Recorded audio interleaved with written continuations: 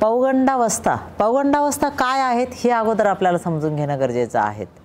बाल्यावस्था आणि तारुण्यावस्था यांचा जो मधला संक्रमणाचा कालखंड आहे हा पौगंडावस्थेचा कालखंड आहे. ते जर वयानुसार जर आपण बघितलं तर 10 ते 16 वर्षापर्यंत पण येतं, काही ठिकाणी 10 ते 19 वर्षापर्यंतचा वयोगट तिथे गृहीत धरला जातो.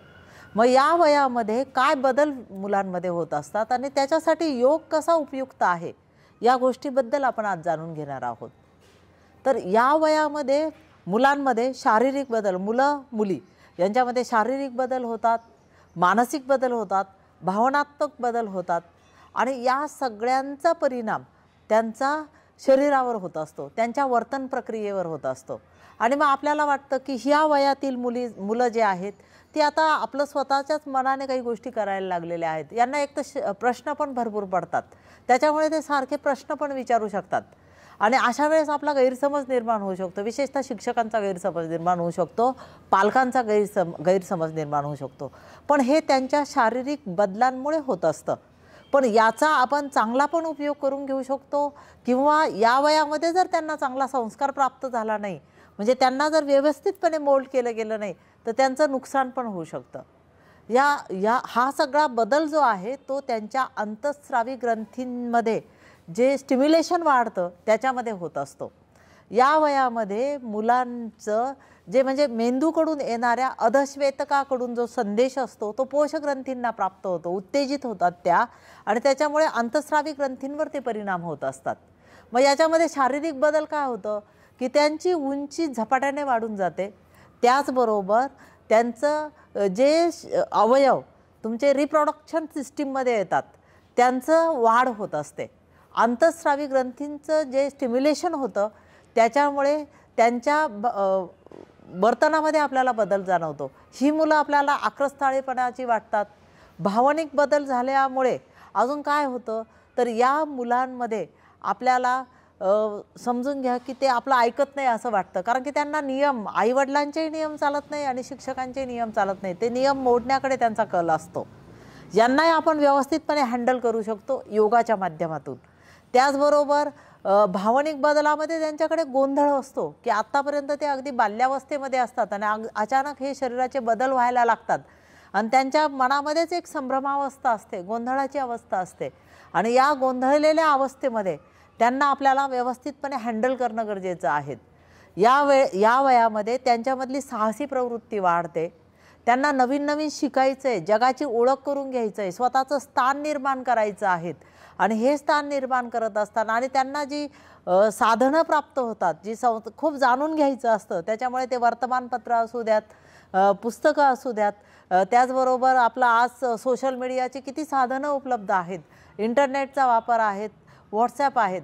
पण या वयाच्या कालावधीमध्ये त्यांनी जर चांगल्या साधनांचा वापर केला तर त्यांचा विकास होऊ शकतो आणि जर त्या ठिकाणी त्यांनी चुकीच्या पद्धतीने ज्ञान प्राप्त करण्याचा प्रयत्न केला तर त्या ठिकाणी त्या मुलांना रिस्क येते.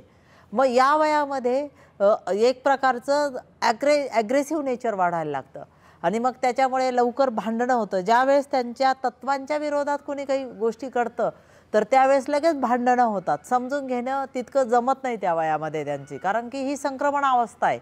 आणि मग याचा परिणाम अजून काय होतो तर एक तर गाडी चालवायची तर जोरात चालवायची. त्याचबरोबर मित्रपरिवारांचं ऐकण्याचं वय असतं. हे आईवडिलांचं ऐकायला त्यांना आवडत नाही, यावेळेस मित्रपरिवारांचं जास्त ऐकतात. शिक्षकांचे निर्बंध पण त्यांना चालत नाही. हा त्यांचा होणारा बदल असतो आणि हा बदल जर हेरून शिक्षकांनी त्यांना जर चांगल्या पद्धतीने जर केलं किंवा विद्यार्थ्यांनी देखील या वयामध्ये ज्या चांगल्या गोष्टी त्यांचा अंगीकार केला तर त्यांचा व्यक्तिमत्व विकास होऊ शकतो. कारण शरीराला बांधा याच वयात प्राप्त होत असतो. रिप्रोडक्टिव्ह सिस्टीममधले जे अवयव आहेत त्यांची सुद्धा याच्यामध्ये वाढ आणि विकास होत असतो. मग याच्यासाठी योगासनं कोणती करायची आहे तर योगासनं करत असताना याच्यात सगळ्यात पहिली गोष्ट पतंजल ऋषींनी सांगितलेल्या अष्टांग योग पहिले लक्षात घ्यायचा आहे. अष्टांग योगमध्ये यम आणि नियम, तुम्ही समाजात असताना तुम्हाला कसं वागायचं हे यम सांगतो आणि हे या मुलांना या वयामध्ये जर व्यवस्थितपणे शिकवलं तर ते त्यांचे ज्या वेगवेगळ्या भावनांचा अतिरेक होतोय त्याच्यावर निर्बंध करू शकतात. मग याच्यामध्ये सत्य, अहिंसा, सत्य, अस्तेय, ब्रह्मचर्य, अपरिग्रह या गोष्टी ते पाळू शकतात. नंतर नियम, दुसरं जे अंग आहे ते आहे नियम. शौच, संतोष, तपस्वाध्याय, ईश्वर प्रणिधानाने तुमच्या शरीरामध्ये स्वच्छता पाळण्याचं सवय त्यांना लागते. आणि या वयामध्ये जो संस्कार, म्हणजे या वयामध्ये मुलं जे अंगीकारतात तेच त्यांचं पुढे आयुष्यभर ते त्या पद्धतीने वागत असतात. याच्यामुळे एक शुचितेची सवय, म्हणजे स्वच्छतेची सवय, शौच याच्यामधून येत असते.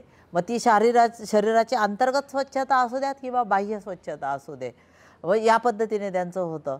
मग संतोष, समाधानी राहण्याची वृत्ती इथेच डेव्हलप करायची असते. हेच योगमार्गातून साधन करायचं असतं. तप, स्वाध्याय हे त्यांचं वय जे असतं ते अचिव्हमेंटचं वय. मग तो तुमचं अभ्यास म्हणजे बौद्धिक अचिव्हमेंट असू द्यात, शारीरिक अचिव्हमेंट असू द्यात, वेगवेगळ्या छंदांची जोपासना करून त्याच्यातली अचिव्हमेंट असू द्या, ही या वयातच डेव्हलप होत असते. म्हणून त्यांनी हे नियम पाळले पाहिजे. तप, स्वाध्याय आणि कुणावर तरी श्रद्धा ठेवणं गरजेचं आहे त्यांच्यावर, म्हणजे ती पण चांगल्या, म्हणजे ईश्वर प्रणिधानाने, म्हणजे तुम्ही कोणत्याही परमेश्वरावर ठेवू शकता, एखाद्या विचारांवर ठेवू शकतात किंवा एखाद्या व्यक्तीवर ठेवू शकता. फक्त तो मार्ग त्यांना चांगला मिळणं गरजेचं आहे. आणि इथेच पालकांची आणि शिक्षकांची भूमिका महत्त्वाची असते. आणि आता याच्यानंतर आसनं, शरीर संवर्धनात्मक आसनं आहेत, विश्रांतिकारक आसनं आहेत, त्याचबरोबर ध्यानात्मक आसनं आहेत. यांचा जर या मुलांनी अंगीकार केला तर हे मुलं नक्कीच आपलं जे पुढील आयुष्य आहे ते खूप चांगल्या पद्धतीने जगू शकतील. मग आसनांमध्ये आपण आत्तापर्यंत काही आसनं पण बघितलेली आहेत. तर शरीर संवर्धनामध्ये आपण ताडासन करू शकतात. ताडासन करत असताना तुम्हाला ताडासन आहेत, तिर्यक ताडासन आहेत, ही आसनं तुम्ही करू शकता. ताडासनामध्ये काय करायचं आहे की तुमचं शरीर एकाच दिशेने ताणलं जातं. यासाठी श्वास घेत तुम्ही दोन्ही हात बाजूने डोक्याच्या वरच्या दिशेला घेऊन जाऊ शकतात. त्याच्यानंतर श्वास सोडत पहिले तुम्हाला काय करायचं आहे तर श्वास सोडायचा, दोन्ही हातांची बोटं एकमेकांमध्ये गुंफून आकाशाच्या दिशेने तळवे करायचे आणि वरती टाचा उचलत न्यायचे आहे. तुम्हाला टाचावरती उचलत नेऊन तुम्हाला संपूर्ण शरीर एका दिशेने स्ट्रेच करायचं आहे. याचा खूप छान परिणाम होतो. तुमच्या अंतःस्रावी ग्रंथींचं स्टिम्युलेशन व्यवस्थितपणे होतं. सांध्यांची, स्नायूंची वाढ चांगल्या पद्धतीने होते. त्यातूनच आपण तिर्यक ताडासन म्हणजे ताडासनमध्ये तुम्ही श्वास घेतलेला आहे, दोन्ही टाचा टेकलेल्या आहेत. याच्यानंतर तुम्हाला काय करायचं आहे, श्वास सोडत डाव्या बाजूला वळायचं आहे. यानंतर श्वास घेत परत तुम्हाला सरळ व्हायचं आहे. परत श्वास सोडत उजव्या बाजूला वळायचं आहे. परत श्वास घेत तुम्हाला सरळ व्हायचं आहे. या पद्धतीने तुम्ही तिर्यक ताडासन करू शकतात. यानंतर तुम्हाला आसन स्थिती सोडून तुम्ही वृक्षासन करू शकतात. एकाग्रता याच्यामध्ये खूप छान पद्धतीने साधली जाते. डावा पाय तुमच्या जांघेजवळ घ्यायचा आहे, डाव्या पायाचा तळवा तुमच्या उजव्या पायाच्या मांडीवरती ठेवायचा आहे आणि त्याचबरोबर दोन्ही हात बाजूने डोक्याच्या वरती नेऊन नमस्कार स्थिती करायची. संपूर्ण शरीरवरच्या दिशेला करायचं आहे आणि नजर ही तुमची समोर एका बिंदूवर केंद्रित करायची. याच्यामुळे काय होतं, तुम्हाला एकाग्रता साधता येते. तुम्ही जे वर्तन करता आहात त्या वर्तनावरती तुम्ही कुठेतरी ध्यान करू, म्हणजे एका ठिकाणी विचार करू शकतात. या गोष्टी याच्यामध्ये होत असतात. मग याच्यानंतर श्वास सोडत पुन्हा तुम्ही वृक्षासन सोडू शकतात. मग हीच गोष्टी समगतीत समलयित ज्या कृती करायच्या असतात त्या आसनांमध्ये करायच्या असतात. या पद्धतीने तुम्ही करतात. वृक्षासनामध्ये दोन्ही बाजूंनी या कृती करायच्या असतात. शरीर संवर्धनात्मक आसनांमध्ये हे आहेत. याच्यामध्ये तुमचे स्नायू, सांधे यांचं सगळ्यांची वाढ व्यवस्थित होते. त्याच पद्धतीने आपल्या शरीरामध्ये विविध यंत्रणा कार्यरत असतात. त्याच्यामध्ये तुमचं पचनसंस्था आहेत, त्याचबरोबर तुमच्या उत्सर्जन संस्था आहेत, ब्लड सर्क्युलेशन सिस्टीम आहेत. या सगळ्या संस्थेंवरती खूप चांगला परिणाम याच्यामुळे होत असतो. त्याच्यामुळे ही आसनं करायची आहेत. मी तुम्हाला मागच्याही भागामध्ये आसन स्थिती तुम्ही सोडू शकता. तुम्हाला जितक्या वेळ तुम्ही ठेवू शकता तितक्या वेळ तुम्ही करून, आणि ज्यावेळेस तुम्ही नजर एका ठिकाणी लावतात त्यावेळेस तुमची एकाग्रता साधत असते. ज्या व्यक्तीकडे एकाग्रता चांगली आहे ती व्यक्ती कोणत्याही गुणांमध्ये पुढे जात असते. पौगंडावस्थेमध्ये आपल्याला जर व्यक्तिमत्व विकास करायचा असेल तर त्याच्यासाठी काही शरीर संवर्धनात्मक आसनं आहेत, ध्यानात्मक आसनं आहेत, त्याचबरोबर विश्रांतिकारक आसनं आहे. यांचा खूप चांगला परिणाम शरीरावर होत असतो. ती काही आसनं मी तुम्हाला सांगितलेलीच आहेत. आता याच्यामध्ये ताडासनामुळे काय होतं, शरीर एकाच दिशेने ताणलं जातं. त्याच्यामुळे तुमच्या अंतस्रावी ग्रंथींचं स्टिम्युलेशन होतं. या वयामध्ये मुलांची वाढ खूप चांगल्या पद्धतीने होते, शरीर धारणा होत असते आणि त्याच्यामुळे काय होतं की या वेळेस तुम्ही जर ही आसनं केली तर याच्यामुळे तुमच्या शरीराचा बांधा चांगल्या पद्धतीने होत असतो, तो मुलांचा असू द्यात किंवा मुलींचा असू द्यात. त्याचबरोबर दुसरी गोष्ट म्हणजे तिर्यक ताडासन, ही सगळी आसनं जे आहेत शरीर संवर्धनात्मक दंडस्थितीमधली आसनं, तर याचा त्याच्यामध्ये परिणाम होत असतो. मग दंडस्थितीमध्ये तुम्ही तिर्यक ताडासन करू शकतात, त्याचबरोबर तुम्ही अर्धवक्रासन करू शकतात, त्याच्यानंतर तुम्ही वीरासन करू शकतात, त्रिकोणासन करू शकतात, अशी वेगवेगळी आसनं तुम्ही याच्यामध्ये करू शकतात. आणि याच्यामध्ये काय होतं, तुमच्या शरीर अंतस्थमध्ये पण खूप गोष्टी कार्यरत असतात, भरपूर यंत्रणा कार्यरत असतात. त्याच्यामध्ये तुमची पचनसंस्था आहेत, श्वसनसंस्था आहेत, त्याचबरोबर तुमचं ब्लड सर्क्युलेशन सिस्टीम आहेत, उत्सर्जन संस्था आहेत. म्हणजे ह्या पद्धतीने या सगळ्या अवयवांवरती त्याचबरोबर या यंत्रणेवरती त्याचा खूप सकारात्मक परिणाम होतो आणि याचाच परिणाम भावनेवर पण होतो. जर तुम्ही जी ध्यानात्मक आसन आहे ती जर तुम्ही केली तर ध्यानात्मक आसनांमध्ये काय होणार आहे, तुमचं त्याच्यामध्ये मनाला कुठेतरी कंट्रोलिंग होतं आणि मनाला कंट्रोलिंग झाल्यानंतर तुम्ही जे अष्टांग योगमधला यम नियम आसन प्राणायाम प्रत्याहार धारणा ध्यान आणि समाधी, तर यांचा परिणाम होतो. यमामध्ये काय आहेत, यमामध्ये आहेत सत्य अहिंसा अस्तेय ब्रह्मचर्य अपरिग्रह. सत्य अहिंसा अस्तेयच, चोरी न करणे, कुणाची वस्तू जी आपली नाही आहे ती न घेणे, पुन्हा अपरिग्रह ब्रह्मचर्याचं पालन, या गोष्टींचा संस्कार त्या मुलांमध्ये योगशास्त्रामध्ये होत असतो. आणि याच्यामुळे काय होतं की ते त्या काही गोष्टींवरती आपलं कंट्रोल ठेवू शकतं. हिंसात्मक प्रवृत्ती याच्यामध्ये वाढते, त्याच्यासाठी परिणाम हा तुमच्या अंतस्रावी ग्रंथींचा असतो आणि त्याचाच परिणाम मनातले गोंधळ. आणि दुसरी गोष्ट या पोझिशन म्हणजे या अवस्थेमध्ये संक्रमणाच्या अवस्थेमध्ये मनामधला असणारा गोंधळ, त्याचबरोबर इतरांची शिस्त नाही पाळायची आहे, दुसऱ्यांची म्हणजे आईवडिलांची विशेषतः, त्याचबरोबर शिक्षकांची.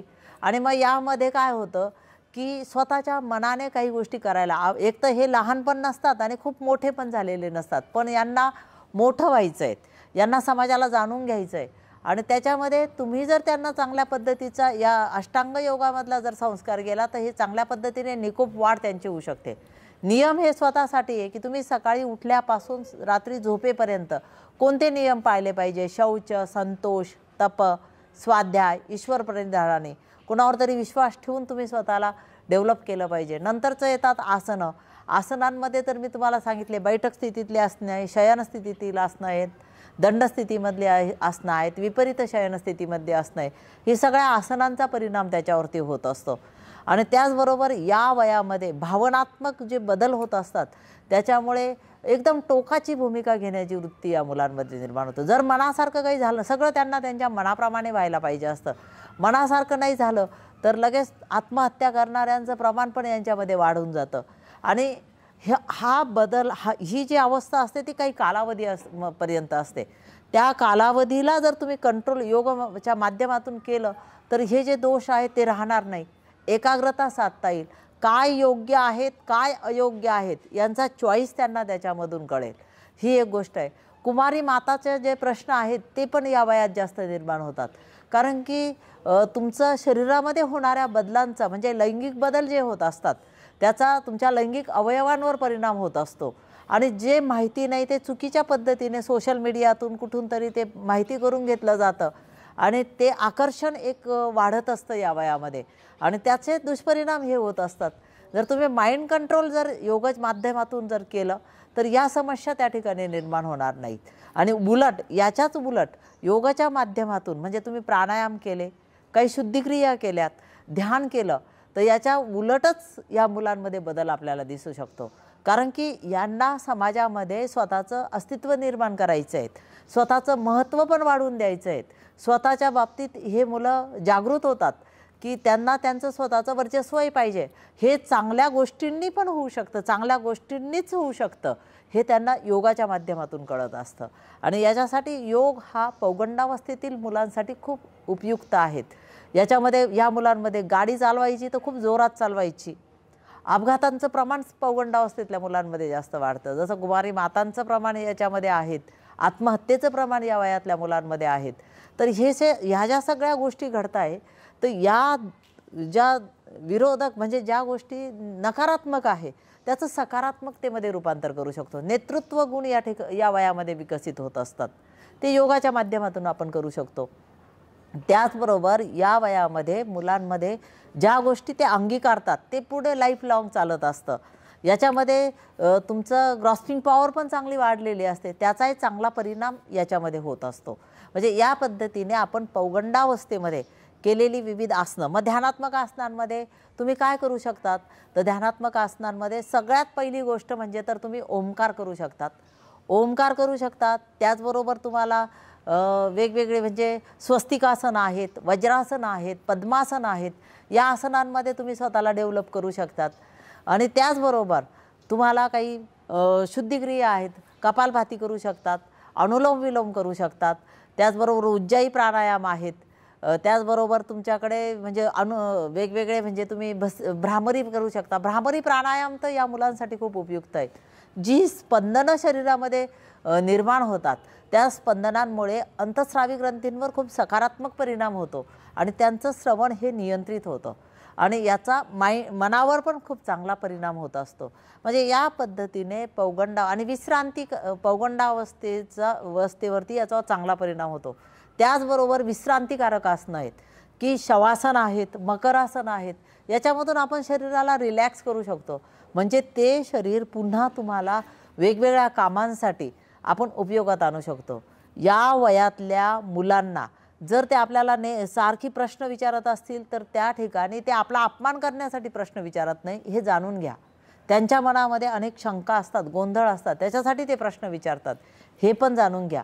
आणि या योगाच्या माध्यमातून योगाच्या साधनांद्वारे जर त्यांचं हे वय विकसित गेले, त्यांची संक्रमण अवस्था विकसित होत गेली तर नक्कीच भारताला अत्यंत चांगली अशी युवा पिढी तयार होणार आहे आणि याचाच परिणाम आपल्या देशावरती होणार आहे.